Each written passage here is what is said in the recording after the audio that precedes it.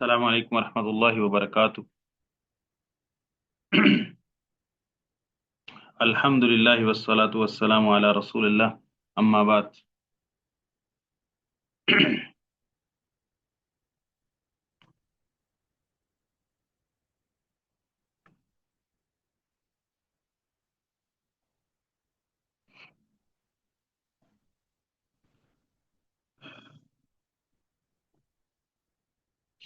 حدیث حدیث جابر فی صفت حج النبی صلی اللہ علیہ وسلم میں ہم یہ پڑھ رہے تھے کہ نبی کریم صلی اللہ علیہ وسلم 9 ذوالحجہ کو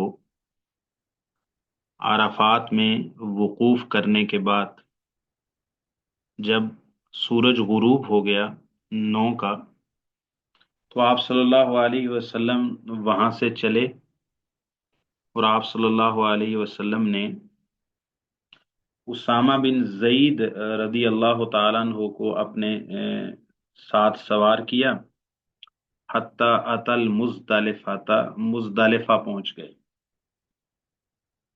مزدلفہ آ کر فصلی بها المغرب والعشاء، مغرب اور عشاء کی جمع کر کے نماز پڑھی مزدلفہ میں، بِأَذَانٍ واحد، ایک اذان کے ساتھ، و اقامتین، اور ہر نماز کے لیے ایک ایک اقامت، تو 2 اقامت ہو گئی۔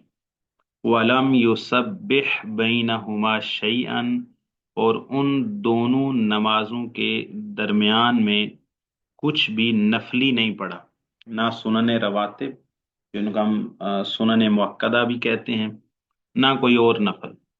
ثم اضطجع، پھر آپ صلی اللہ علیہ وسلم سو گئے یا لیٹ گئے، حتی طلع الفجر، یہاں تک کہ فجر صادق طلوع ہو گئی، یعنی فجر کا وقت ہو گیا۔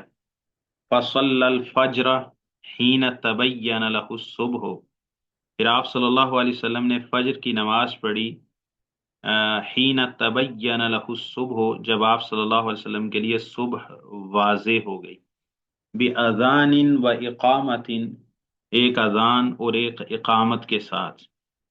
ثم رکب القصواء، پھر آپ صلی اللہ علیہ وسلم قصواء اونٹنی پر سوار ہوئے، حتی اتى المشعر الحرام، یہاں تک کہ آپ صلی اللہ علیہ وسلم مشعر حرام کے پاس آ گئے، یہ بھی مزدلفہ میں ہی ہے۔ فاستقبل القبلۃ، پھر آپ صلی اللہ علیہ وسلم نے قبلہ کی طرف رخ کیا، فدعاہ، اللہ تعالیٰ سے دعا کی، وکبرہ، اللہ تعالیٰ کی بڑائی بیان کی، یعنی اللہ اکبر کہا، وحللہ، اور لا الہ الا اللہ کہا، ووحدہ، اور اللہ تعالیٰ کی وحدانیت بیان کی، یعنی لا الہ الا اللہ وحدہ لا شریک لہ۔ فلم یزل واقفا، آپ صلی اللہ علیہ وسلم مشعر حرام کے پاس ٹھہرے رہے، کھڑے رہے، حتی اسفر جدا، یہاں تک کہ خوب روشنی ہو گئی۔ فدفع، پھر آپ صلی اللہ علیہ وسلم لوٹے، یعنی مشعر حرام سے آپ صلی اللہ علیہ وسلم نے کوچ کیا، قبل ان تطلع الشمس، سورج کے طلوع ہونے سے پہلے پہلے۔ وعردف الفضل ابن عباس، اب جب مزدلفہ سے منا کی طرف چلنے لگے ہیں تو آپ صلی اللہ علیہ وسلم نے اپنے پیچھے سوار کیا فضل بن عباس رضی اللہ تعالی عنہما کو، حتی اتا بطن محسر، وادی محسر میں آ گئے، فحرق قلیلا، یعنی مزدلفہ سے مزدلفہ میں ایک جگہ ہے اس کو مشعر حرام کہتے ہیں، اچھا، اور وہاں آپ صلی اللہ علیہ وسلم نے فجر کی نماز کے بعد ٹھہرے، قبلہ کی طرف رخ کیا اور دعا کی، اللہ تعالیٰ کی، اللہ اکبر کہا، لا الہ الا اللہ کہا، وحدہ لا شریک لہ۔ تو جب خوب روشنی ہو گئی لیکن ابھی سورج طلوع نہ ہوا تھا، آپ صلی اللہ علیہ وسلم نے وہاں سے کوچ کیا اور فضل بن عباس رضی اللہ تعالی عنہما کو اپنے پیچھے اونٹنی پر سوار کیا، حتی اتا بطن محسر، وادی محسر کے درمیان میں رسول اللہ صلی اللہ علیہ وسلم چلتے چلتے پہنچ گئے۔ فحرق قلیلا، آپ صلی اللہ علیہ وسلم نے حرکت دی، یعنی اپنی سواری کو تیز کیا تھوڑا سا. ثم سلک الطریق الوسطی، پھر آپ صلی اللہ علیہ وسلم درمیانی راستے میں چلے. التی، وہ راستہ، تخرج علی الجمرۃ الکبریٰ، جو بڑے جمرہ پر جا کر نکلتا ہے. حتی اتی الجمرۃ التی عند الشجرۃ، یہاں تک کہ آپ صلی اللہ علیہ وسلم اس جمرہ کے پاس آ گئے جو درخت کے پاس ہے، یعنی بڑا جمرہ، اس وقت وہاں پر کوئی درخت ہوگا. فرماها بسبع حصیات، آپ صلی اللہ علیہ وسلم نے اس کو 7 کنکریاں ماری. یکبر مع کل حصات، ہر کنکری کے ساتھ رسول اللہ صلی اللہ علیہ وسلم اللہ اکبر کہتے. منہا، ان کنکریوں میں سے. اس کنکری کا مقدار کتنی تھی، وہ کتنی بڑی کنکری تھی؟ مثل حصل حذف، چنے کے دانے کے برابر. چنے کے دانے کے برابر، یہ لفظی ترجمہ نہیں ہے، لیکن یہ جو مقدار بتائی گئی ہے، یہ مقدار ایسی ہے جو چنے کے دانے کے برابر ہو، تو اس کو حصل حذف کہتے ہیں. حذف کہتے ہیں اصل میں انگلیوں میں رکھ کر آپ کسی کنکری کو ایسے پھینکتے ہیں، شہادت کی انگلی سے پیچھے سے ہٹ کرتے ہیں اور کنکری دور جا کے گرتی ہے. وہ جس سائز کی کنکری ہوتی ہے نا، اس کو کہتے ہیں حصل حذف. حصا جو ہے وہ جمع ہے حسات کی. مثل حصل حذف، یعنی اس سائز کی کنکریاں جو انگلی میں رکھ کر پھینکی جاتی ہے. تو ہم اس کا ترجمہ کریں گے چنے کے دانے کے برابر کنکری. رما من بطن الوادی، آپ صلی اللہ علیہ وسلم نے وہ کنکریاں کہاں کھڑے ہو کے پھینکی تھی؟ رما، آپ صلی اللہ علیہ وسلم نے کنکری ماری من بطن الوادی، وادی کے درمیان سے، وادی کے پیٹ میں کھڑے ہو کے. ثم من صرف الی المنحر، بڑے جمرہ کو کنکری مار دی. یہ 10 ذوالحجہ کا پہلا کام ہو گیا، یعنی 4 کام کرنے ہیں، 4 مناسک ہیں بڑے اس دن کے بنیادی. ان میں سے ایک منسک رسول اللہ صلی اللہ علیہ وسلم نے ادا کر دیا، اور ایک رکن اس دن کا ادا ہو گیا، اور وہ کیا ہے؟ بڑے جمرہ کو کنکری مارنا. ثم من صرف الی المنحر، پھر آپ صلی اللہ علیہ وسلم مذبح، نہر کرنے کی جگہ میں آئے، وہ بھی منا میں ہی ہے. ثم من صرف الی المنحر، پھر آپ صلی اللہ علیہ وسلم یہ منحر جو ہے وہ اسم ظرف کا صیغہ ہوگا، نحر ینحر سے. پھر آپ صلی اللہ علیہ وسلم پلٹے الی المنحر، نہر کرنے کی جگہ کی طرف. فنحر ثلاثا وستین بدانۃ، آپ صلی اللہ علیہ وسلم نے اپنے ہاتھ سے 63 اونٹ اپنے ہاتھ سے رسول اللہ صلی اللہ علیہ وسلم نے نحر کیے. بے یدے ہی، اپنے ہاتھ کے ساتھ. فنحر ثلاثا وستین بدانۃ بے یدہ، آپ صلی اللہ علیہ وسلم نے اپنے ہاتھ سے 63 اونٹ نحر کیے. ثم اعطى علیا، پھر آپ صلی اللہ علیہ وسلم نے چھری یا برچھی جس کے ساتھ نحر کرتے ہیں، وہ علی رضی اللہ تعالیٰ عنہ کو دی. فنحر ما غبر، جو باقی رہ گیا تھا، یعنی باقی جو بچ گئے تھے، 100 میں سے 63 کر دے تو باقی کتنے بچ گئے؟ 37، ہوں 37۔ ہاں. شیخ مطلب یہ کنکریاں کہاں سے لی تھیں، یہ ذرا بتا دینا۔ کنکریاں جو ایک روایت میں آتا ہے وادی محصر سے جاتے ہوئے کنکریاں اٹھا لی تھی. یہ کہیں سے بھی اٹھا سکتے ہیں کنکریاں، مزدلفہ سے اٹھا لی تھی، رستے میں کنکریاں پڑی ہیں کہیں سے بھی اٹھا لی. رسول اللہ صلی اللہ علیہ وسلم کو اٹھا کے کنکریاں کسی نے دی. تو اب مجھے یاد نہیں ہے، اگلے حدیث میں شاید آ جائے گا کہ وادی محصر سے اٹھائی تھی شاید. ہاں جی. یہ غابارہ کا باب غابارہ ہے یا غابیرہ ہے؟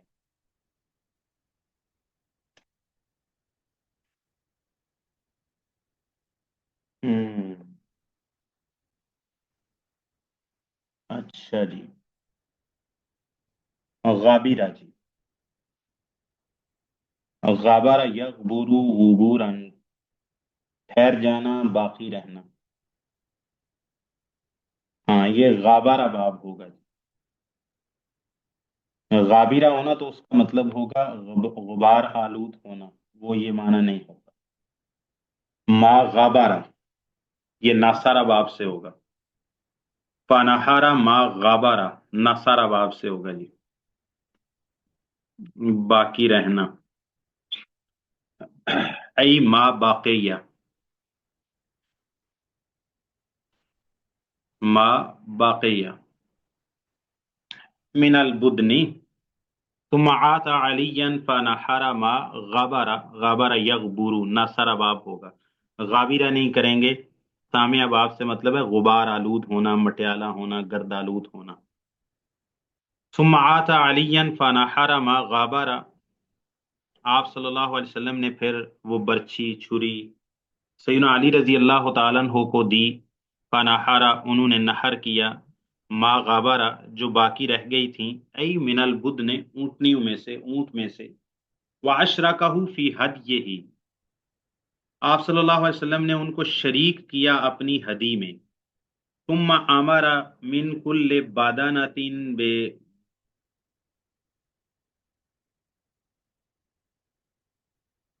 آپ صلی اللہ علیہ وسلم نے ہر اونٹ کے ایک ٹکڑے کا بے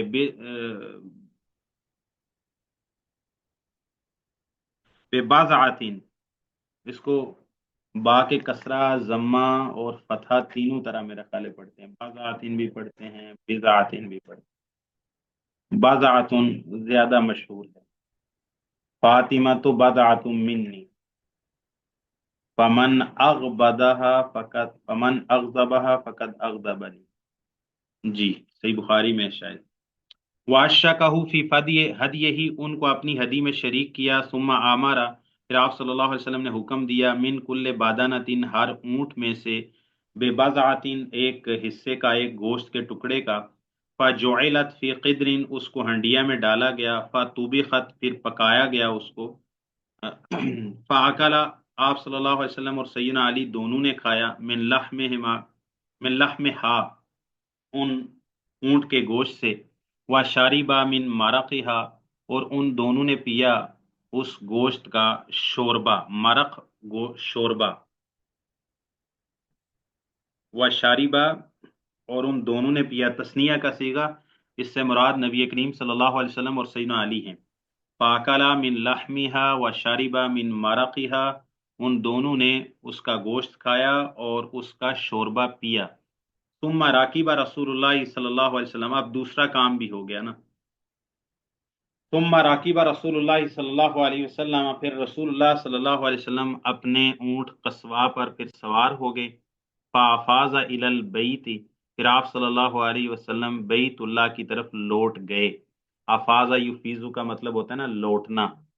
مینا سے جب واپس لوٹتے ہیں بیت اللہ کی طرف طواف کے لیے، تو اس کو افاظہ کہتے ہیں، واپس آنا. ایک دفعہ بیت اللہ سے گئے تھے مینا میں، وہاں سے عرفات چلے گئے، عرفات سے واپس آئے تو مینا سے اب واپس لوٹ رہے ہیں مکہ کی طرف، شہر کی طرف، بیت اللہ کی طرف.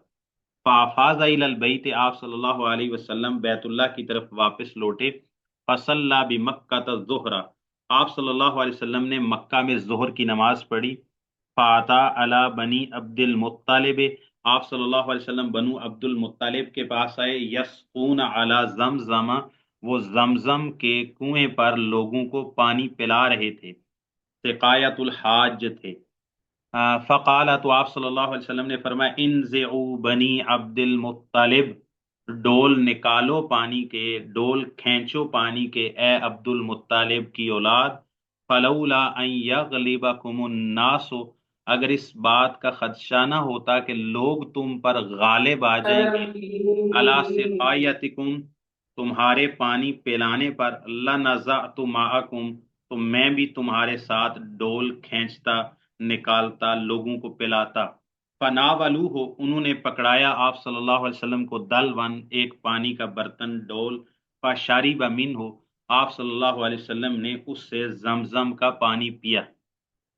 اچھا جی، اب حدیث جابر میں جو چیز رہ گئی ہے، یعنی بہت سارے جزئی مسائل اس میں رہ گئے ہیں، وہ آگے حدیث عائشہ میں آ جائیں گے، جو اس سے بھی رہ جائیں گے وہ حدیث عبداللہ ابن عباس میں آ جائیں گے۔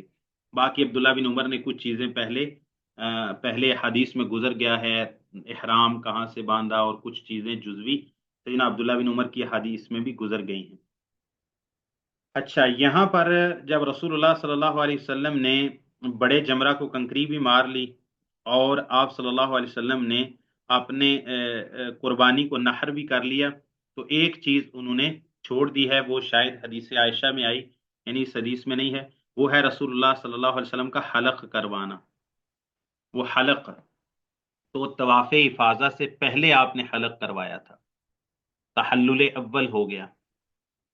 طواف افاضہ سے پہلے آپ صلی اللہ علیہ وسلم نے حلق کروایا تھا، وہ حدیث جابر میں یہاں مذکور نہیں ہے، اس صحیح مسلم کی حدیث میں۔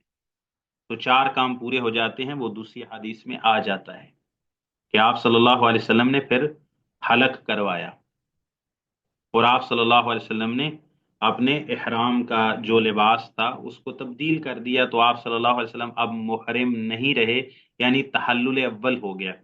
اور اس وقت سیدہ عائشہ رضی اللہ تعالیٰ عنہ نے رسول اللہ صلی اللہ علیہ وسلم کو پھر خوشبو لگائی،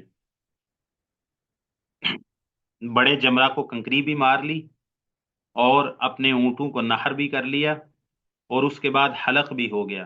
حلق ہونے کا مطلب یہ ہے کہ اب وہ تحلل اول ہو گیا، بیوی کے علاوہ باقی سب کچھ حلال ہو گیا۔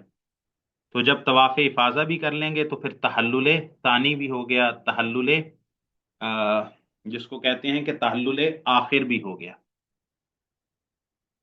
تو خوشبو لگانا، سلا ہوا لباس پہننا، سر ڈھانپنا، یہ سب کام جو ممنوع ہوئے تھے وہ سارے کے سارے کام تحلل اول کے بعد وہ سارے کے سارے کام اب جائز ہو گئے ہیں، سوائے زوجین کا ایک دوسرے کے لیے حلال ہونا۔ اچھا جی، تو آپ صلی اللہ علیہ وسلم فافاض الی البیت، بیت اللہ کی طرف آپ صلی اللہ علیہ وسلم لوٹے، یعنی بیت اللہ کا طواف افاضہ کیا۔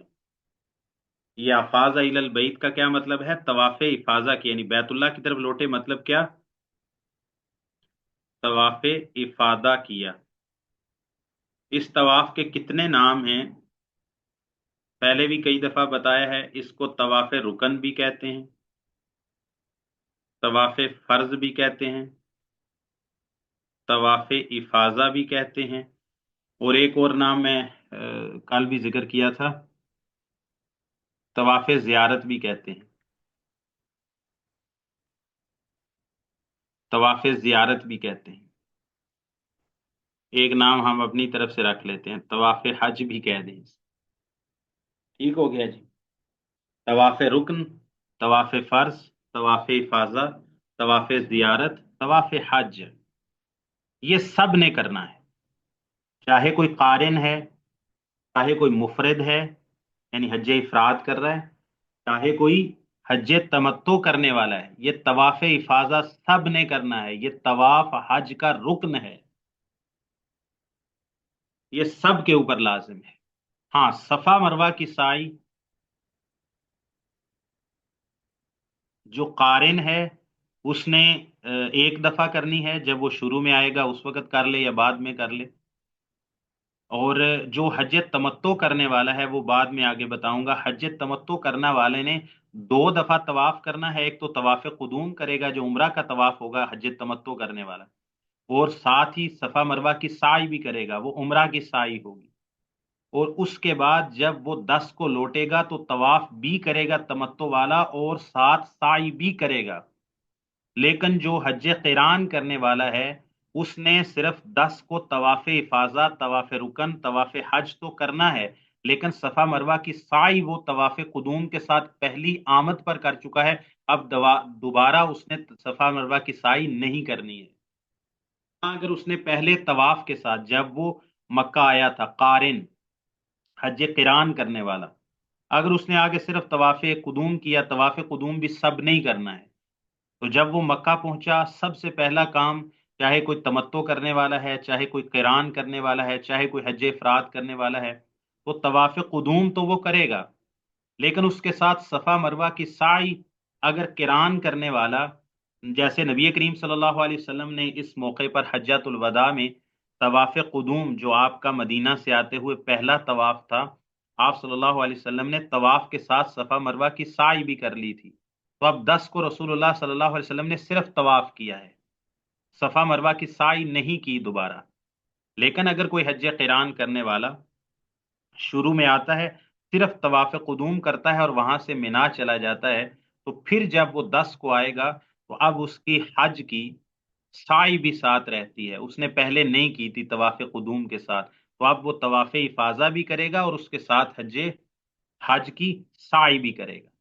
لیکن اگر اس نے پہلے طواف کے ساتھ طواف قدوم کے ساتھ ہی سعی بھی کر لی تھی، جیسے نبی کریم صلی اللہ علیہ وسلم نے کی، تو اب 10 کو صرف اس نے بیت اللہ کا طواف 7 چکر لگانے ہیں، اور اس کے علاوہ اس پر اب سعی لازم نہیں ہے، سعی اب اس کے منسک میں شامل نہیں ہے۔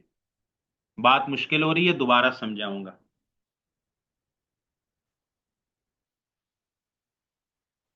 آپ صلی اللہ علیہ وسلم نے فرمایا، اے عبد المطلب کی اولاد، ان سے ڈول نکالو، ڈول کھینچو، فلولا، اگر یہ بات نہ ہوتی، این یغلبکم الناس، کہ لوگ تم پر غالب آ جائیں گے، علی سقایتکم، تمہارے پانی پلانے کے عمل پر، لنزعت معکم، میں بھی تمہارے ساتھ ڈول نکالتا اور لوگوں کو پلاتا، فناولوہ، باب مفعلہ ہے، انہوں نے پکڑایا آپ صلی اللہ علیہ وسلم کو، دلون، ایک پانی کا برتن، فشارب امین ہوا، آپ صلی اللہ علیہ وسلم نے اس سے پانی زمزم کا پیا، اور دوسری حدیث میں آ گیا کھڑے ہو کر پیا۔ اچھا جی، اچھا یہ کیوں فرمایا رسول اللہ صلی اللہ علیہ وسلم نے کہ بھئی لوگ تم پر غالب آ جائیں گے؟ ہاں، نبی کریم صلی اللہ علیہ وسلم جو بھی عمل کرتے ہیں وہ امت کے لیے ایک سنت بن جاتا ہے، امت کے لیے ایک فضیلت والا عمل بن جاتا ہے، اور امت اس کی تاسی کرتی ہے، اتباع کرتی ہے، صحابہ اس کی اتباع کرتے ہیں۔ تو سقایت الحاج، یعنی حاجیوں کو پانی پلانے کی جو فضیلت ہے اور جو کام ہے، وہ شروع ہی سے بنو عبد المطلب کے پاس چلا آ رہا تھا، بنو ہاشم کے پاس چلا آ رہا تھا، جب سے قصی بن کلاب بن مرہ بن کعب بن غالب بن فہر بن مالک بن نظر بن خزیمہ بن مدرکہ بن کنانہ، آگے میں بھول گیا ہوں، اچھا، بن الیاس بن مضر بن معد بن عدنان، تو وہ جو قصی آئے تھے نا، جس نے آ کے ان سے، وہ کیا تھے، دو قبیلے تھے، انہوں نے بیت اللہ پر قبضہ کر لیا تو قریش کو باہر نکال دیا تھا۔ یہ کوئی تقریباً 200 سال پہلے کی بات آپ کر لیں، 150 200 سال پہلے کی، رسول اللہ صلی اللہ علیہ وسلم کی پیدائش سے۔ تو پھر رسول اللہ صلی اللہ علیہ وسلم کے، یعنی ہاشم کے جو والد تھے، ہاشم بن عبد مناف بن قصی، ہاں، عبد مناف کے جو والد تھے نا قصی، وہ پھر آئے تھے یمن سے، اور انہوں نے آ کے پھر قریش کو اکٹھا کیا، اور بڑا ماشاءاللہ کمال ہے، الرحیق المختوم میں آپ پڑھ سکتے ہیں، ایسے دانا آدمی تھے، ایسے سیاستدان آدمی تھے، اور ایسے معاملہ فہم آدمی تھے، ایسے بیدار مغز آدمی تھے۔ میں ان کو بہت زیادہ، جن شخصیات کے بارے میں جن سے انسپریشن لیتے ہیں، جن سے ہم ایڈمائر ہوتے ہیں، جن سے ہم بہت زیادہ متاثر ہوتے ہیں، تو میں ذاتی طور پر قصی بن کلاب سے بہت یعنی تاثر حاصل کرتا ہوں، بہت بہت بہت بڑی شخصیت ہے وہ۔ انہوں نے کس حکمت عملی سے قریش کی جو جمعیت ہے وہ پارا پارا ہو چکی تھی، اور جو وہاں پر، اب مجھے گوگل کرنا پڑے گا، اب جب بات چھیڑ دی ہے تو، کیا کون لوگ تھے جن کو قصی نے نکالا تھا؟ اگر کسی کو یاد ہو تو وہ بے شک بتا دے، میرا وقت بچے گا۔ اچھا جی، قصی بن کلاب،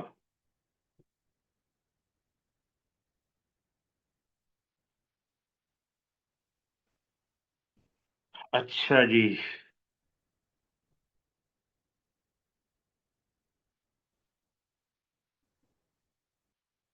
ہاں ہاں، وہ جو ہے نا، انتصر لقریش علی باقی قبائل کنانہ و خزاعہ، ہاں، قبیلہ خزاعہ کے لوگ تھے، جو ہے نا، انہوں نے سارا کو سارا آ کے قبضہ کر لیا تھا، تو پھر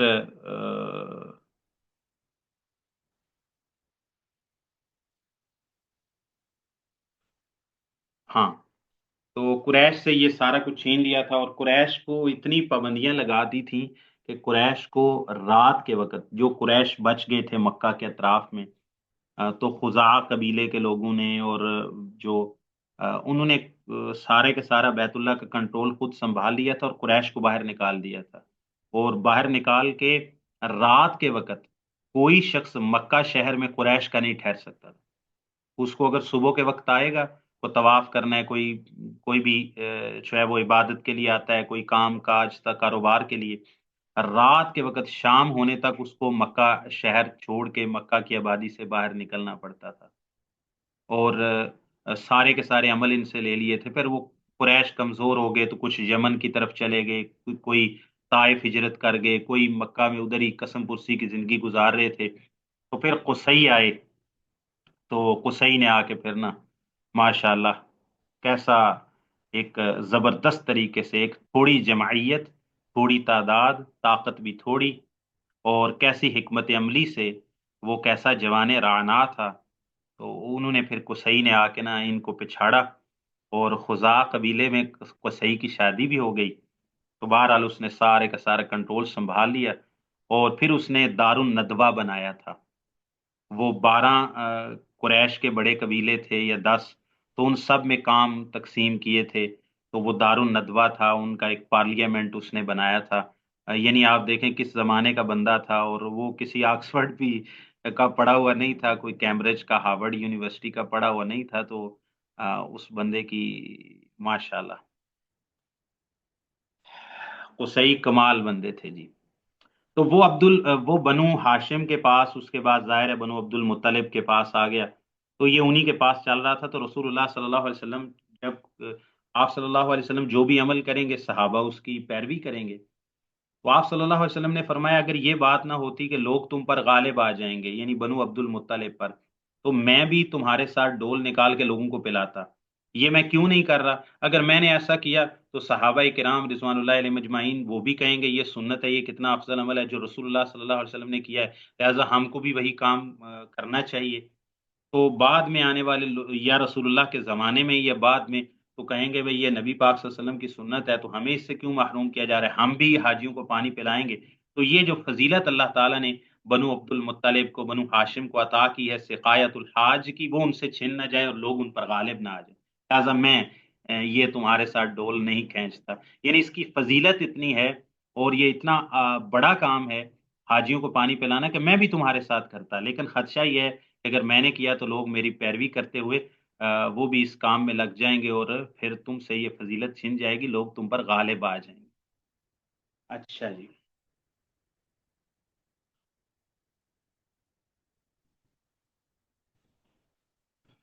1 منٹ جی، کچھ دکھانا ہے آپ کو۔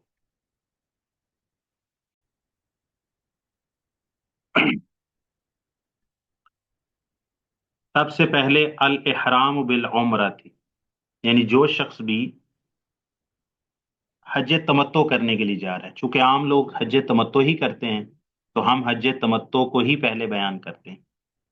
حج یہ تمتع کرنے کھلا والا، شور ہے آپ کے یہ پاس؟ کھلا بھی ہے؟ نہیں، یہ آپ کی فائلیں نظر آ رہی ہیں ایک فولڈر میں، یہ کچھ کھلا نہیں ہے اس میں سے۔ آپ کھلا ہے؟ ہاں جی اب ٹھیک ہے۔ اچھا جی، مناسک الحج للمتمتع، حج تمتع کرنے والے کے لیے مناسک حج۔ تمتع کرنے والا قربانی ساتھ نہیں لائے گا، ٹھیک ہے؟ اگر قربانی ساتھ لائے گا تو وہ شخص قارن ہو جائے گا، وہ جب تک قربانی کو نحر نہ کر لے وہ طواف قدوم یا صفا مروہ کی سعی کر کے حلق کروا کے وہ حلال نہیں ہو سکتا۔ تو حج تمتع کرنے والا سب سے پہلے تو اپنے میقات سے صرف عمرہ کی نیت کرے گا، عمرہ کا تلبیہ کہے گا، عمرہ کا میقات باندھے گا، بیت اللہ پہنچے گا۔ نمبر 1 الاحرام بالعمرہ تھے، نمبر 2 طواف العمرہ، بیت اللہ کا طواف کرے گا 7 چکر جو ہم پڑھ چکے ہیں. اس میں پہلے 3 چکر میں رمل کرے گا، 3 کونے میں رمل کرے گا، اور پھر باقی 4 چکر عام چال چلے گا، اور 2 رکعت طواف کے بعد نفل پڑھے گا، اور اس کے بعد پھر صفا مروہ کی سعی کرے گا تیسرے نمبر پر. ٹھیک ہے جی. صفا مروہ کی سعی کرے گا، صفا سے شروع کرے گا، مروہ کی طرف جائے گا، مروہ سے واپس صفا پر آئے گا، اور اس میں صفا ہے اور مروہ ہے. صفا سے شروع کرنا ہے تو جب چلیں گے، یہ درمیان میں آج کل سبز لائٹ لگی ہوئی ہے، یہاں پر سبز لائٹ، یہاں پر جب پہنچے گا تو پھر وہ دوڑے گا، مرد دوڑیں گے. ٹھیک ہے جی. اچھا جی. خواتین نہ رمل کریں گی، رمل میں بھی عام چال، رمل نہیں کریں گی خواتین. اچھا جی. تو دوڑیں گے، اور جب وہ یہ سبز لائٹ کو گزرے گا تو پھر عام چال چلتے ہوئے مروہ پر پہنچ جائے گا. تو اسی طرح واپس صفا پر، پھر مروہ پر، پھر صفا پر، پھر مروہ پر، پھر صفا پر، پھر مروہ پر. جب دوبارہ مروہ پر 7ویں چکر میں پہنچے گا تو اس کا صفا مروہ کی سعی مکمل ہو گئی. یہ عمرہ کے 3 کام مکمل ہو گئے. پہلا میقات سے احرام، پھر طواف، پھر صفا مروہ کی سعی، اور اس کے بعد الحلق او التقصیر، اور پھر ہو جائے گا التحلل. تمتع کرنے والا صفا مروہ کی سعی کرنے کے بعد بال منڈوا دے گا یا بال کٹوا دے گا، اور عورتوں کے لیے حلق نہیں ہے، ان کے لیے صرف تقصیر ہے، اور تقصیر بھی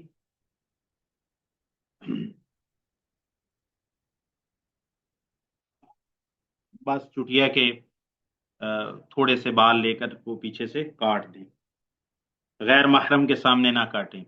روم میں چلے جائیں، ہوٹل میں چلے جائیں، پردے کی جگہ میں چلے جائیں، تو یہ نہیں کہ وہاں پر ایسا بھی دیکھا گیا ہے، اور یہ کم علمی کی علامت ہوتی ہے. اتنا بڑا عمل کر رہے ہیں، اور پردہ اور حجاب کی کتنی اہمیت ہے، چاہے وہ حج میں ہو یا عمرہ میں ہو، تو وہ سمجھتے ہیں کہ بھائی صفا مروہ کی سعی کرنے کے فوراً بعد وہیں پر بال کٹانا یا کاٹنا ضروری ہے. تو وہاں پر دیکھا ہے تھوڑے لوگ ایسا کرتے ہیں، لیکن یہ جہالت ہے، کم علمی ہے، کہ وہ وہیں پر ہی مطلب خواتین کینچی لے کے بھائی خاتون کے بال کاٹ رہی ہے، یا ان کا کوئی محرم شوہر وغیرہ جو بھی ہے وہ بال کاٹ رہا ہے. تو یہ بہت ہی عجیب و غریب قسم کی بات ہے. تو ظاہر ہے کوئی بھی دانا شخص ایسا نہیں کرے گا، اور کوئی بھی خاتون جو دانا ہو اور وہ ایسا نہیں کرے گی. تو آپ وہاں سے چلے جائیں، مردوں کا تو کوئی مسئلہ نہیں ہے وہاں پر. ویسے بال کاٹنا اتنا صفا مروہ کے اوپر بالوں کو بکھیر دینا یہ کوئی اچھی بات تو نہیں ہے، ویسے بھی صفائی اور نظافت کے خلاف ہے. تو مرد جائیں گے، جا کے وہ خود سے اپنے بال کاٹ لیں، یا پھر تقصیر حلق کروا لیں حلاق سے. اور عورتیں ہوٹل میں جائیں، اپنے روم میں جا کے وہ خود اپنے بال چٹیا کے کاٹ لیں، کینچی ان کے پاس ہو، یا پھر ان کا محرم کاٹ دے، کوئی حرج نہیں ہے. اچھا جی. یہ عمرہ مکمل ہو گیا اور وہ حلال ہو گیا. اب اس کا عمرہ مکمل ہو گیا. اب اس نے کیا کرنا ہے جی؟ 8 ذوالحجہ کو یوم الترویہ کے دن 5واں کام، یعنی جو انہوں نے ترتیب بنائی ہے، یہ عمرہ مکمل ہو گیا. 4 کام کر کے عمرہ مکمل ہو گیا. یہ ہوا اس کا مکمل عمرہ. اس کے بعد 8 ذوالحجہ کو، اب یہ عمرہ اس نے 1 ذوالحجہ کو کیا، یہ اس نے 20 ذوالقعدہ کو کیا، یہ اس نے 10 شوال کو کر لیا تھا، 2 مہینے پہلے ہی آ گیا تھا، کوئی مسئلہ نہیں ہے. ٹھیک ہے. تو جب بھی آئے گا طواف قدوم کرے گا، یعنی عمرہ کی نیت سے احرام باندھے گا، طواف کرے گا، صفا مروہ کی سعی کرے گا، حلق یا تقصیر کروائے گا، عمرہ اس کا مکمل ہو جائے گا. اب 8 ذوالحجہ تک وہ شخص حلال رہے گا. اب وہ حلال ہے. اس کے بعد جب 8 ذوالحجہ آئے گا، یوم الترویہ اس کو کہتے ہیں. یوم الترویہ کو حج کے مناسک پورے ہونے ہیں، اور یہ پورے 5 دن ہیں. 8 سے شروع ہوگا اور 13 تک یہ جائے گا. ہاں کچھ لوگوں کو، یہ کچھ کو نہیں، سب کو یہ اجازت ہے کہ اگر کوئی شخص 1 دن پہلے جانا چاہتا ہے تو وہ پھر 12 کو 2 دن کی کنکری مار کے جا سکتا ہے. تو بہرحال وہ بعد میں ہم مسئلہ بیان کریں گے. الاحرام بالحج. اب متمتع کا ہم بیان کر رہے ہیں، جس نے احرام جو حلال ہو گیا تھا، اب وہ دوبارہ سے ان سلے دو کپڑے پہنے گا، غسل کر لے گا، پہلے وضو کر لے گا، غسل کر لے گا، اپنے ہوٹل سے جہاں بھی وہ ہے وہاں سے وہ 8 ذو الحجہ کو وہ سورج طلوع ہونے کے بعد مسنون یہ ہے۔ باقی میں نے پہلے بھی کل بھی بیان کیا تھا کہ حکومت کے انتظامات کے تحت اگر ایک دن پہلے ان کو منا کے مضافات میں لے جاتے ہیں تاکہ رش نہ بنے، ازدحام کو کنٹرول کیا جا سکے، تو ٹھیک ہے، وہ جہاں بھی ہوگا، اگر منا میں وہ ایک دن یا 2 دن ان کو پہلے بھی لے گئے ہیں تو ٹھیک ہے، یہ انتظامی طور پر جائز ہے، اس میں کوئی قباحت نہیں ہے، کیونکہ حج کے مناسک تو منا سے ہی شروع ہونے۔ تو بہرحال وہ جہاں پر بھی ہوگا، اگر وہ پہلے منا کے مضافات میں بھی حکومتی انتظامات کے تحت پہنچ گیا ہے تو اس نے بہرحال 8 کو اس کے مناسک شروع ہونے، تو وہ اپنے خیمہ سے جہاں بھی ہے وہاں وہ حج کا تلبیہ کہے گا۔ اب اس نے لبیک اللہم لبیک حج کا تلبیہ کہنا ہے، اور اگر وہ منا سے باہر ہے تو منا چلا جانا ہے اس نے۔ منا میں جا کے ظہر سے پہلے پہنچ گیا ہے تو وہاں پر جا کے ظہر کی نماز بھی پڑھے گا، عصر بھی پڑھے گا، مغرب بھی پڑھے گا، عشاء بھی پڑھے گا، اور اگلے دن فجر کی نماز بھی، یعنی یہ پہلی رات منا میں گزارنی ہے۔ المبیت بمنن لیلۃ التاسع، جو 9 کی رات ہے وہ منا میں بسر کرنا ہے۔ اب صبح فجر کے بعد، طلوع آفتاب کے بعد پھر عرفہ کی طرف نکلنا ہے۔ چھٹا نمبر کام جو ہے وہ المبیت، وہ کہہ رہے ہیں کہ منا کے اندر رات گزارنی ہے۔ اچھا، وہاں سے منا میں رات گزارنے کے بعد صبح کے وقت، فجر کے بعد، سورج طلوع ہونے کے بعد اس نے عرفہ کی طرف سفر شروع کرنا ہے اور عرفہ میں آ جانا ہے۔ عرفات میں وہ جس وقت بھی پہنچ گیا، تو اگر وہ ظہر سے پہلے پہنچ جاتا ہے، امام کا خطبہ سنتا ہے، مسجد نمرہ میں چلا جاتا ہے، اگر وہاں جگہ نہیں ملتی تو عرفات میں کہیں بھی وہ وقوف کر سکتا ہے، تو وہاں پر ٹھہرا رہے گا، قبلہ رخ ہو کے، یعنی ظہر اثر کٹھی کر کے نماز پڑھیں گے، یہی مسنون ہے۔ اور اس کے بعد پھر مغرب تک، سورج غروب ہونے تک عرفات میں وقوف کرنا ہے، ٹھہرنا ہے اور دعائیں کرنی ہے قبلہ رخ ہو کے۔ اگر وہ دعا کرے تو اچھی بات ہے، اور کوئی نفل نوافل یا کوئی ایسی کوئی معین عبادت رسول اللہ صلی اللہ علیہ وسلم سے ثابت نہیں ہے۔ وقوف عرفہ کا وقت کب تک ہے؟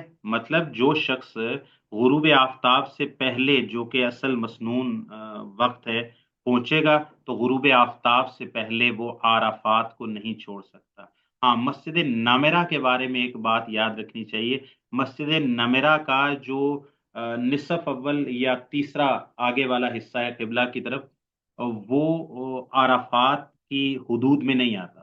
تو جو شخص عرفات مسجد نمرہ میں چلے جائیں، شوق سے اگلی صفوں میں جا کے جی ہم خطبہ سنیں گے، امام کے ساتھ باجماعت نماز ادا کریں گے، فابہا و نعمت، بہت اچھی بات ہے۔ لیکن مسجد نمرہ کا ایک حصہ عرفات کے اندر داخل ہے اور ایک حصہ عرفات میں داخل نہیں ہے، تو لہٰذا جو شخص مسجد نمرہ میں جائے تو اس بات کا تیقن کر لے کہ وہ مسجد نمرہ سے پھر نکل آئے یا مسجد نمرہ کے آخری حصے میں آ جائے، کیونکہ اس کا ابتدائی حصہ جو قبلے کی طرف ہے وہ عرفات کی حدود میں داخل نہیں ہے، وہ عرفات کی حدود سے باہر ہے۔ تو بہرحال عرفات میں وقوف کرے گا، غروب آفتاب سے پہلے وہاں سے نہیں نکلے گا۔ اگر کسی کا کوئی غروب آفتاب تک عرفات نہیں پہنچ سکا تو وہ رات کے کسی بھی حصے میں عرفات پہنچے، وہاں پر اتنا ٹھہرے جس کو وقوف کہا جا سکے، اور اس کے بعد وہ وہاں سے مزدلفہ چلا جائے۔ عرفات سے نکلیں گے تو جو لوگ پہلے پہنچ چکے تھے وہ غروب آفتاب کے وقت نکلیں گے، مغرب کی نماز یہاں نہیں پڑھیں گے، عشاء کی نماز نہیں پڑھیں گے، وہاں سے وہ مزدلفہ آ جائیں گے۔ مزدلفہ میں مغرب اور عشاء کی نماز جمع کر کے پڑھیں گے، اور اگر جماعت کے ساتھ پڑھتے ہیں، امام کے ساتھ پڑھتے ہیں، تو پھر ایک اذان اور 2 اقامت کے ساتھ نماز ہوگی۔ اچھا، پھر مزدلفہ میں اس نے رات گزارنی ہے، سو جانا ہے۔ اچھا جی، مزدلفہ میں اس نے صبح کرنی ہے، یہ 10 کی صبح ہو جائے گی، 10 ذو الحجہ کی صبح ہو جائے گی مزدلفہ میں، تو وہ آپ حدیث میں پڑھ چکے ہیں۔ فجر کی نماز رسول اللہ صلی اللہ علیہ وسلم نے پڑھی اور اس کے بعد خوب روشنی ہو گئی، ابھی سورج طلوع نہیں ہوا تھا کہ آپ صلی اللہ علیہ وسلم نے मिना की तरफ कूच कर दिया और मिना की तरफ चले गए। अब जाकर मिना में पहुंचना है, तो मिना में जाके बड़े जमरा को कंकरी मारनी है। रमियो जमरातिल अक़बातिल कुबरा, जमरा अक़बा जिसको जमरा अल कुबरा भी कहते हैं, बड़ा जमरा, उसको 10 जुल्हज्जा को कंकरी मारनी है। 7 कंकरियां मारनी है, हर कंकरी के साथ अल्लाह अकबर कहना मसनून है। कंकरी बहुत बड़ी भी ना हो, बहुत छोटी ना हो, चने के दाने के बराबर, वो जो एक उंगली के पोरे के बराबर होती है, बस इतनी ही कंकरी। ये 10 जुल्हज्जा को 4 काम करने हैं, तो मैं लिख रहा हूँ पहला काम है बड़े जमरा को कंकरी मारनी, और जिस तरतीब से लिखे हुए हैं इसी तरतीब से मसनून है। लेकिन अगर तरतीब आगे पीछे हो गई, तवाफ़ इफाजा सबसे आखिर में आता है तरतीब में, लेकिन किसी ने सबसे पहले तवाफ़ इफाजा कर लिया, ला हरज फी ज़ालिक। कुर्बानी दूसरे नंबर पर आती है, कुर्बानी सबसे पहले उसने कर ली, ला हरज फी ज़ालिक। हलक तीसरे नंबर पर आता है तरतीब में, लेकिन उसने हलक पहले करवा लिया और कंकरी बाद में मारी, फिर कुर्बानी की, फिर तवाफ़ इफाजा किया, ला हरज फी ज़ालिक। समझ गए बात? तो ये तरतीब यही है जो इन्होंने बयान की है। सबसे पहले बड़े जमरा को कंकरी मारनी, ये 10 का पहला अमल हो गया। 10 का दूसरा अमल ये है कुर्बानी करना, नहर। जो कुर्बानी अपने हाथ से करेंगे वो खुद कुर्बानी कर लेंगे, लेकिन जो अपने हाथ से नहीं कुर्बानी करते और कंपनियों को उन्होंने पैसे वगैरह जमा करवा देते हैं, तो उनकी तरफ से वो कुर्बानी कर देते हैं, और वाकई वो कुर्बानी कर देते हैं। और पूरी इस बात का ख्याल रखा जाता है, और इंतज़ाम और इंसराम में किसी तरह की कोई कमी नहीं होती। तो वो 10 को कुर्बान, जिसकी कुर्बानी खुद करनी है वो तो खुद कुर्बानी खरीदेगा करेगा, वो उसका अपना अमल है। लेकिन जिनकी कुर्बानियां कंपनी ने अपनी तरफ से वो ऑटो सिस्टम पे हो जाएंगी तो ठीक है, फिर वो उसकी कुर्बानी वाला अमल भी उसके अपने हाथ से जाता रहा, यानी अब उसको इसकी भी टेंशन लेने की जरूरत नहीं है, ये उसकी मशक्कत से निकल गया, लेकिन कुर्बानी उसकी तरफ से हो जाएगी। दूसरा काम ये है। तीसरा काम अल हलक, अल हल्क अव तकसीर, अतहल्लुल असगर या अतहल्लुल अव्वल इसको कहते हैं। तीसरा काम यानी दूसरा काम कुर्बानी करना, और तीसरा काम हलक करवाना या तकसीर करवाना। औरतों के लिए सिर्फ तकसीर होगा, और वो भी मामूली बाल काटना। औरतों के हक में हलक करवाना हराम है, हराम है, हराम है औरतों के हक में हलक करवाना, इल्ला कि कोई बीमारी वगैरह कोई शरई उज़र हो तो वो अलग बात है, वरना आम हालत में औरत के लिए हलक करवाना हराम है, शरीयत के अंदर बिल इजमा हराम है। अच्छा जी, हलक करवाएगा, उसके बाद वो हलाल हो जाएगा। जितनी भी एहराम की पाबंदियां थी वो सारी की सारी खत्म हो जाएंगी, कोई पाबंदी उस पर नहीं रहेगी, माँ सिवाय ज़ौजैन के एक दूसरे के लिए जमा होने की पाबंदी। जी। उसके बाद वो शख्स वहां से लौटेगा तो तवाफ़ इफाजा करेगा, तवाफुल इफाजत, तवाफुल रुकन, तवाफुल हज, तवाफुल फर्द, तवाफुल जियारा, आके तवाफ करेगा। ये हज तमत्तो वाले का हम बयान कर रहे हैं। तवाफ करेगा, उसी तरह 7 चक्कर लगाएगा। अब इसमें रमल नहीं है, ये जो तवाफ होगा ना, इसमें रमल नहीं है, इसमें इज्तिबा भी नहीं है। इज्तिबा क्या कहते हैं? दाएं कंधे को नंगा रखना, मर्दों के लिए। तो ये तवाफ जो दूसरा तवाफ होगा, यानी तवाफ कुदूम के बाद जो भी तवाफ होगा, उसमें ना इस्तिवा है ना रमल है। रमल और इस्तिवा तवाफ कुदूम में है। तो अब आप उस आके उसने तवाफ करना है, 7 चक्कर लगाने हैं, उसी तरह हजर अस्वद से शुरू करना है, और बिस्मिल्लाह अल्लाहु अकबर पढ़ के शुरू करना है। हर चक्कर पर हजर अस्वद का इस्तेलाम करना है, दूर से इशारा करना है, चूंकि आमतौर पर होगा 99% लोगों के हक में, तो हम उसी को इस्तेलाम शुमार करते हैं। उसके बाद उसने सफा मरवा की साई करनी है, मुतामत्ते ने सफा से शुरू करना है, मरवा तक जाना है, 7 चक्कर लगाने हैं, और उसके बाद उस शख्स ने दोबारा क्या करना है? अब उसके सारे काम मुकम्मल हो गए, 10 के सारे काम मुकम्मल हो गए। 10 के दोबारा दोहराता हूं, 10 के कौन कौन से काम हैं? बड़े जमरा को कंकरी मारना, कुर्बानी करना, हलक या तकसीर करना, तवाफ़े इफाजा करना, اور صفا مروہ یہ جب 4 کام کہتے ہیں نا تو طواف کے تحت ہی سعی آتی ہے، تو اس لیے ہم 4 کہتے ہیں نا. رن حت اس کے لیے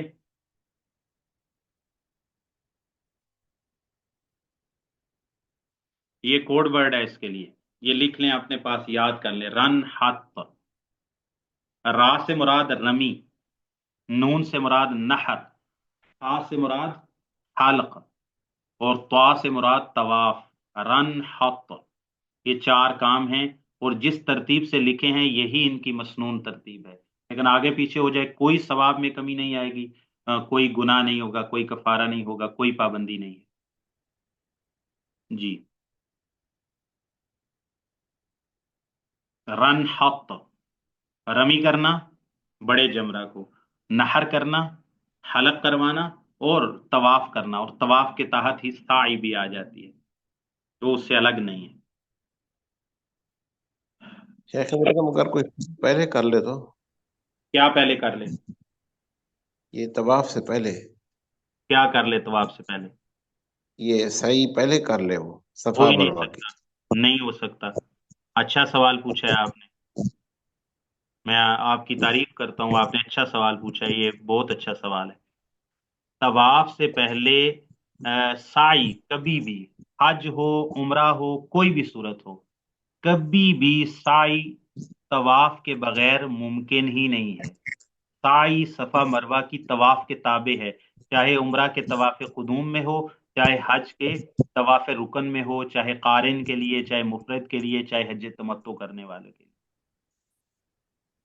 صرف سعی، طواف کے بغیر سعی نہیں ہو سکتی. سمجھ گئے بات؟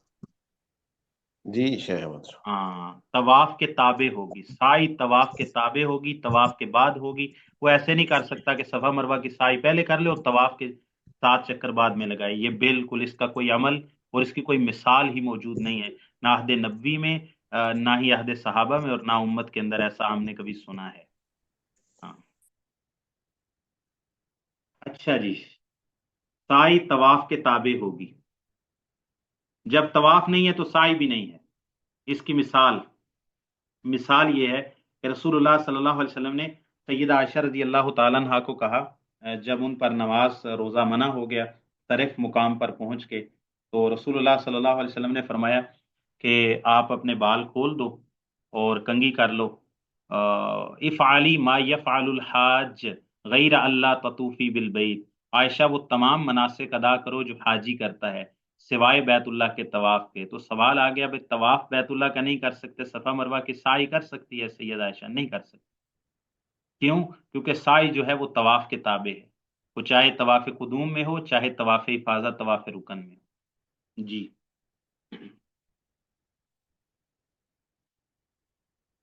یہ 10 تاریخ کے 4 کام مکمل ہو گئے.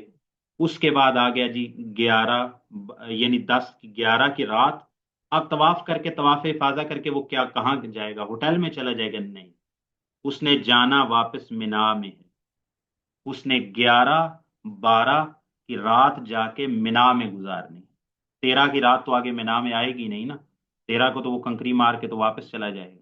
تو ہم کہہ رہے ہیں کہ 10 کو وہ فارغ ہوا طواف افاضہ سے، دن کو فارغ ہو گیا، رات کو فارغ ہو گیا، جس وقت بھی وہ فارغ ہوا اس نے آ جا کے واپس مینا جانا ہے.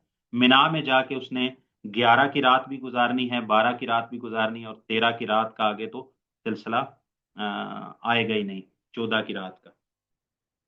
اچھا، 11 کی رات 12 کی رات جا کے المبیت بمنن، مینا میں جا کے اس نے رات گزارنی ہے، طواف افاضہ کر کے واپس پھر مینا چلا جانا.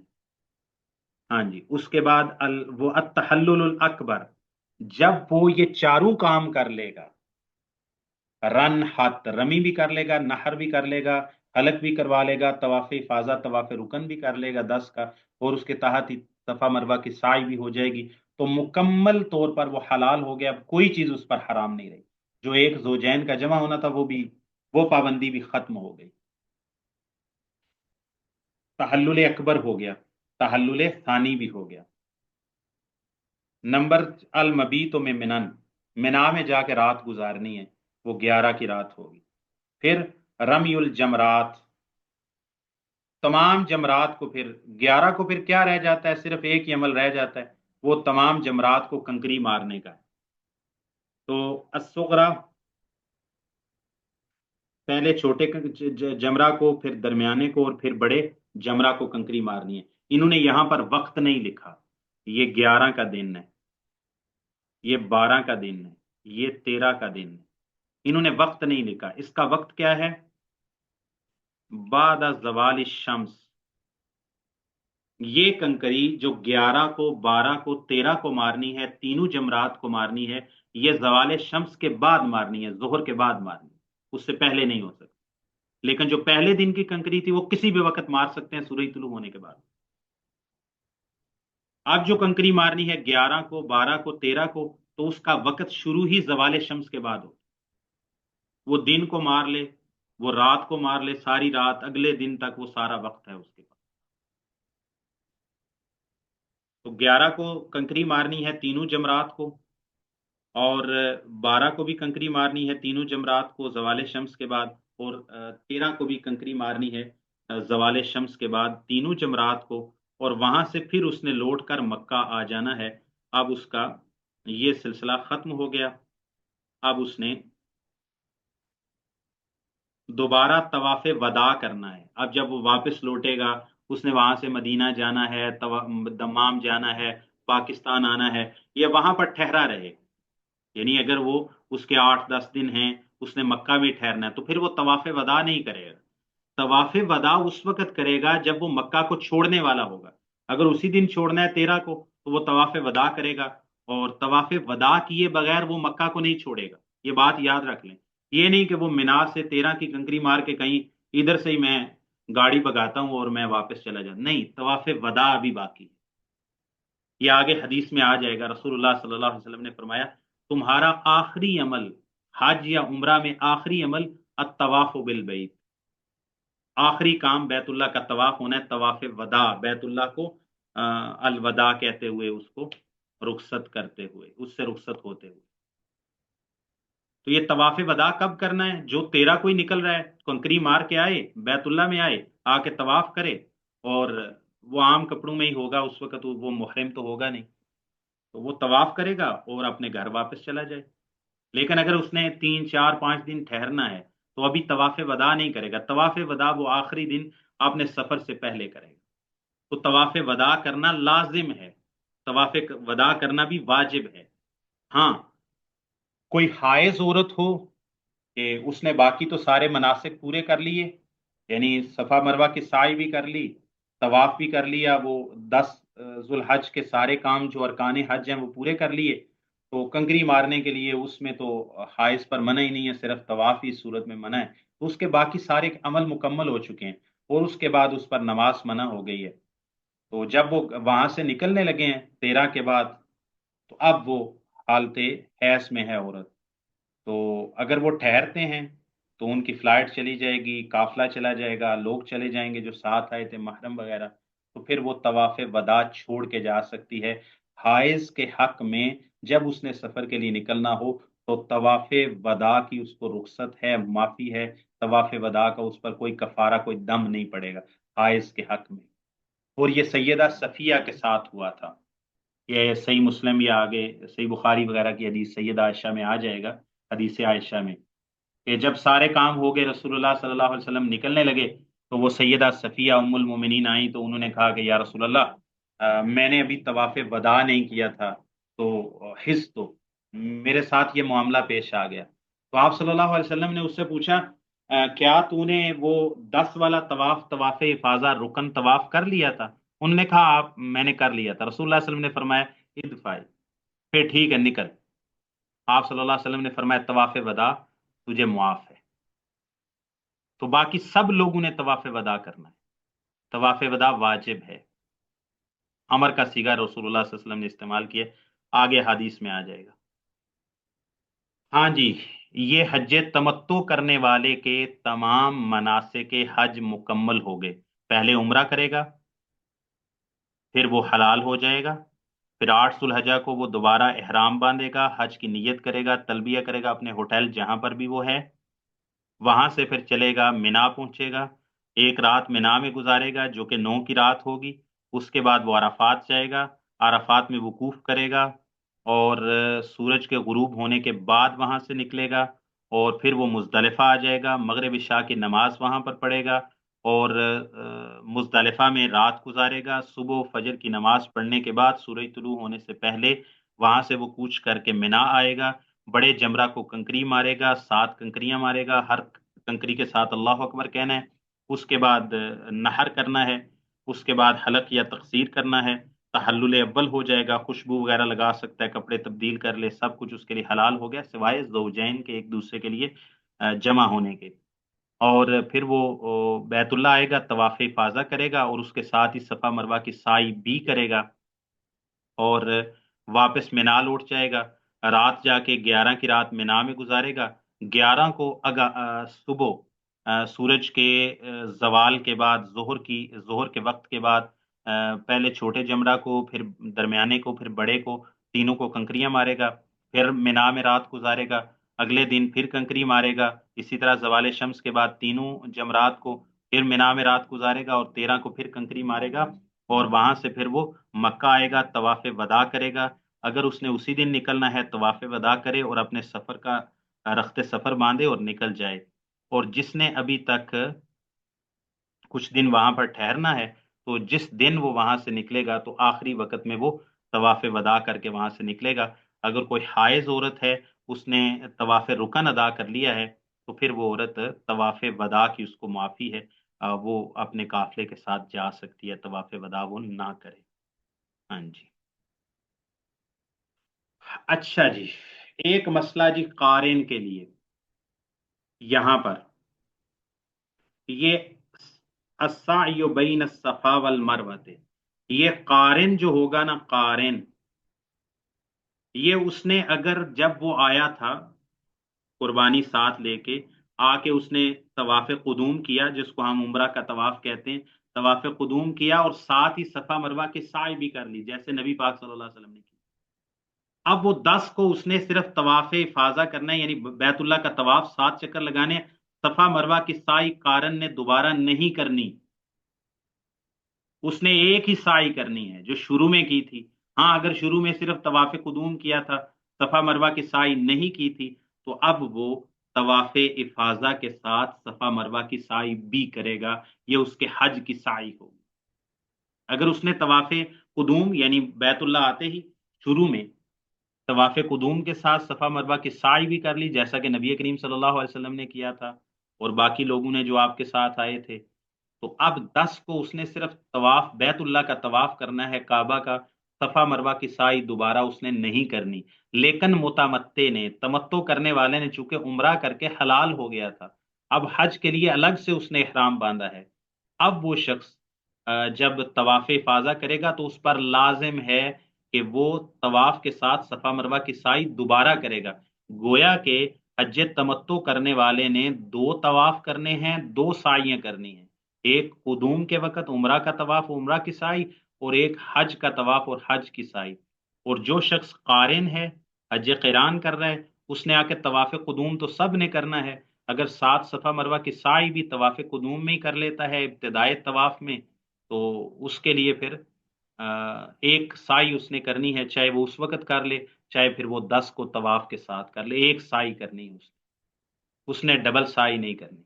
اور جو حج افراد کرنے والا ہے، بھئی اس کا تو معاملہ ہی جو ہے وہ اس سے بہت آسان ہے، اس شخص نے، اس پر تو قربانی بھی لازم نہیں ہے، اس پر تو قربانی بھی واجب نہیں ہے۔ حج تمتع کرنے والے پر قربانی واجب ہے، فرض ہے۔ حج قران کرنے والا قربانی ساتھ نہ لائے تو حج قران ہو ہی نہیں سکتا، تو یہ دونوں پر تو قربانی واجب ہے۔ لیکن جو حج افراد کرنے والا ہے اس پر قربانی نہیں ہے، وہ قربانی کرے تو فابہہ، نہیں کرے تو اس پر کوئی کفارہ نہیں، کوئی 10 روزے نہیں، کوئی ایسی بات نہیں ہے۔ تو اس نے حج افراد کرنے والے نے کیا کرنا ہے؟ بھئی وہ تو صرف آ کے 10 کا طواف کرے گا اور ایک صفا مروہ کی سعی کرے گا، جو اس کے حج کے سارے مناسک ہوں گے، عمرہ کے مناسک اس میں شامل ہی نہیں ہیں۔ اچھا، ایک اور بات حج تمتع کرنے والے کے لیے جو قرآن مجید میں اللہ تعالیٰ نے بیان فرمائی ہے، جو شخص حج تمتع کرتا ہے، کیونکہ حج کران کو تو ہم اس میں شامل ہی نہیں کریں گے، کیونکہ حج کران ہوگا ہی نہیں، قربانی ساتھ نہیں لاتا۔ اب حج تمتع کرنے والا اگر اس کے پاس قربانی نہیں ہے یا قربانی کے پیسے نہیں ہیں، قربانی کرنا اس پر فرض ہے۔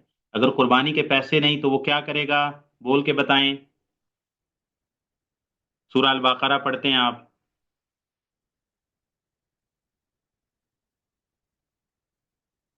کیا کرے گا؟ قربانی کی جگہ پر کیا کرے گا؟ اس کے بعد قربانی نہیں ہے تو کیا کرے گا حج تمتع والا؟ روزے رکھے گا سر؟ کتنے روزے؟ 3 تین؟ صرف تین؟ 3 یا 10 اچھا جی ٹھیک ہے، 3 روزے رکھے گا حج کے ایام میں، 3 روزے فی الحج، حج کے ایام میں، وسبعۃ اذا رجعتم، 10 روزے رکھنے ہیں، تل کا عشرۃ کاملہ۔ حج تمتع کرنے والے پر قربانی فرض ہے، اس کے مناسک حج میں فرائض میں شامل ہے۔ اگر وہ قربانی نہیں ہے اس کے پاس تو پھر وہ 10 روزے رکھے گا، 3 روزے حج کے دنوں میں رکھے گا، یوم النحر کو روزہ نہیں ہو سکتا، لہٰذا 11 کو، 12 کو، 13 کو جو ہوں گے نا وہ ایام، کیا ان کو بولتے ہیں وہ؟ تشریح ہاں، ایام تشریق میں 3 روزے وہ ایام تشریق میں رکھے گا، 11 کو، 12 کو، 13 کو، یہی ایام حج ہیں۔ اللہ تعالیٰ نے قرآن مجید کے اندر فرمایا، یہ سورہ البقرہ کی کون سی نمبر آیت ہے؟ وَالسَّبْعَةُ إِذَا رَجَعْتُمْ، ایک منٹ، تِلْكَ عَشَرَةٌ كَامِلَةٌ۔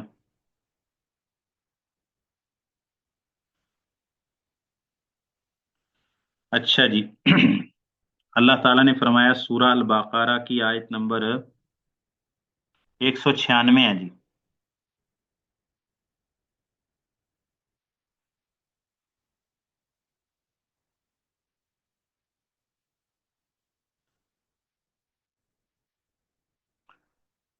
اچھا جی،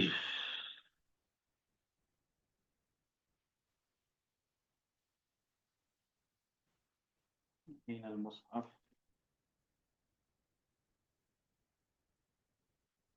ٹائم تو نہیں ہو گیا؟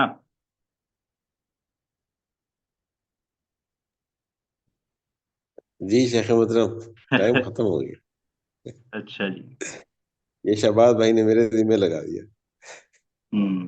ایک منٹ، 196۔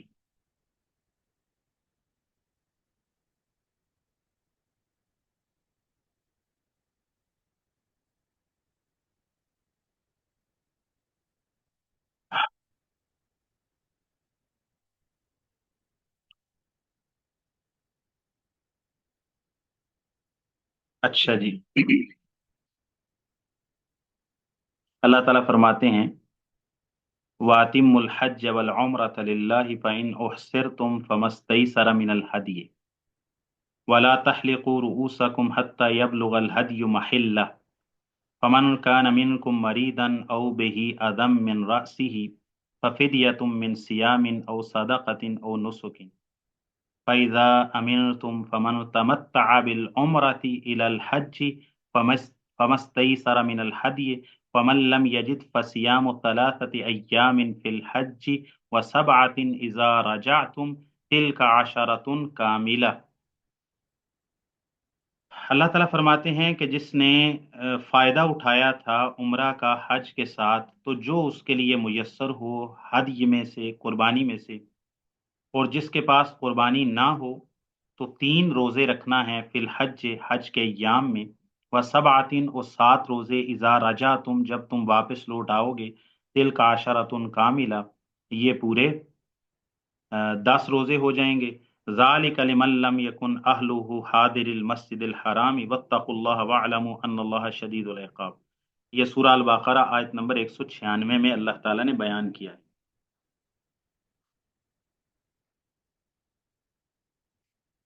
اچھا یہ 10 روزے رکھنے ہیں اس نے، 3 روزے حج کے دنوں میں، اور 7 جب واپس آ جائے گا پاکستان، ہندوستان، جو بھی اس کا گھر ہے، یا ہوٹل میں چلا جائے، اس کے لیے آسانی ہے، اس کے لیے کوئی پابندی نہیں لگائی گئی کہ وہ اس نے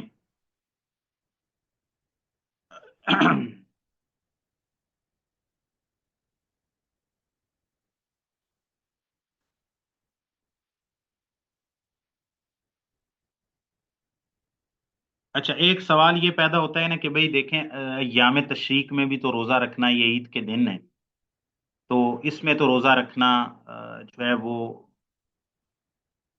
صحیح نہیں ہے، لیکن جو متمتع ہے اور اس کے پاس قربانی نہیں ہے، اس کا معاملہ عام لوگوں سے الگ ہے۔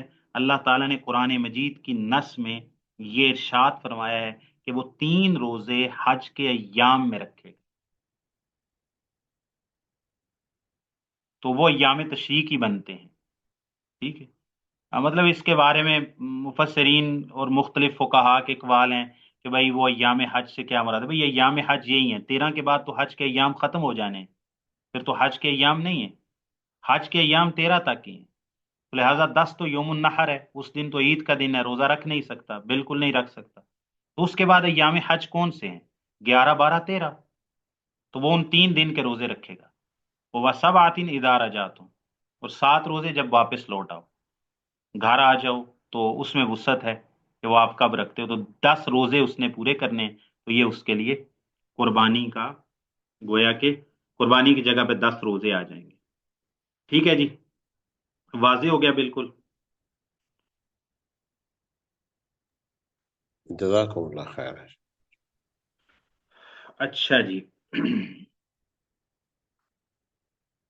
ایک مسئلہ جو میں نے آپ کے سامنے بیان کیا نا، ویسے حدیث تو میں نے وہ کل ہم نے پڑھنی ہے، لیکن آج جو ہے نا ایک مسئلہ کہ جو حج تمتع کرنے والا ہے اس نے صفا مروہ کی 2 سعی کرنی ہے، اور جو قارن ہے اس نے ایک ہی سعی کرنی ہے، یا تو طواف قدوم کے ساتھ کر لے گا یا بعد میں کر لے گا، تو یہ حدیث عائشہ میں آیا ہے، یہاں سے میں پڑھ دیتا ہوں، باقی حدیث ہم کل پڑھیں گے۔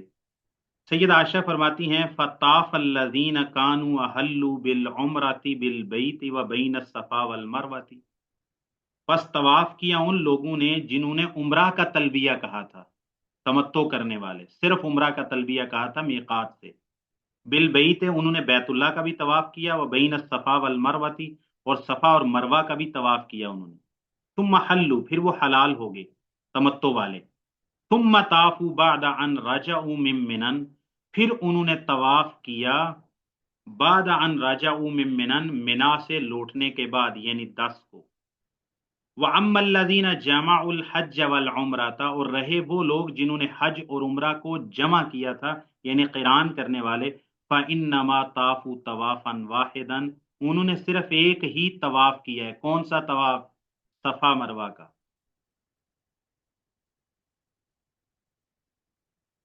تو سید عائشہ رضی اللہ تعالیٰ عنہ کی حدیث میں یہ بات بالکل صراحت کے ساتھ آئی ہے کہ جن لوگوں نے عمرہ کر کے حلال ہو گئے تھے، انہوں نے صفا مروہ کا بھی طواف کیا آ کر، اور بیت اللہ کا بھی طواف کیا، اور پھر اس کے بعد دوبارہ انہوں نے صفا مروہ کا اور بیت اللہ کا طواف کیا جب وہ منا سے لوٹے، 10 کو طواف افاضہ کے ساتھ صفا مروہ کا ایک اور طواف کیا، اور جن لوگوں نے حج اور عمرہ کو جمع کیا تھا، یعنی قران کیا تھا، انما طافوا طوافا واحدا انہوں نے صرف ایک ہی طواف کیا ہے، اور اس طواف سے مراد بیت اللہ کا ایک طواف نہیں ہے، طواف قدوم تو سب نے کرنا ہے، اور طواف افاضہ تو حج کا رکن ہے، وہ بھی کرنا ہے، تو طواف ان کے طواف بیت اللہ کے طواف تو قران کرنے والوں کے بھی 2 ہوں گے، یہاں پر جو ایک طواف کی وہ بات کر رہی ہیں وہ طواف صفا اور مروہ کی بات کر رہی ہیں سیدہ عائشہ رضی اللہ، تو صفا مروہ کا طواف قران کرنے والوں نے ایک ہی کرنا ہے، چاہے وہ شروع میں طواف قدوم کے ساتھ صفا مروہ کا طواف کر لیں جیسے کہ رسول اللہ صلی اللہ علیہ وسلم نے کیا، یا اس وقت صرف طواف کریں بیت اللہ کا، اور اس کے بعد پھر 8 کو منا چلے جائیں، اور 10 کو آ کے بیت اللہ کا طواف بھی کریں گے اور صفا مروہ کی سعی بھی کریں گے۔ یہ جو طواف اور صفا مروہ کی سعی ہے یہ سب نے کرنا ہے، لیکن قران والوں نے ایک دفعہ کرنا ہے، چاہے شروع میں طواف قدوم کے ساتھ کر لیں یا پھر طواف افاضہ کے ساتھ 10 کو کر لیں۔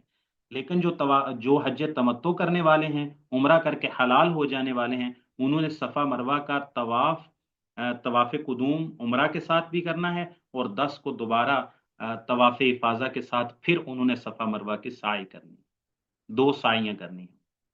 ٹھیک ہو گیا جی، یہ مسئلہ واضح ہو گیا۔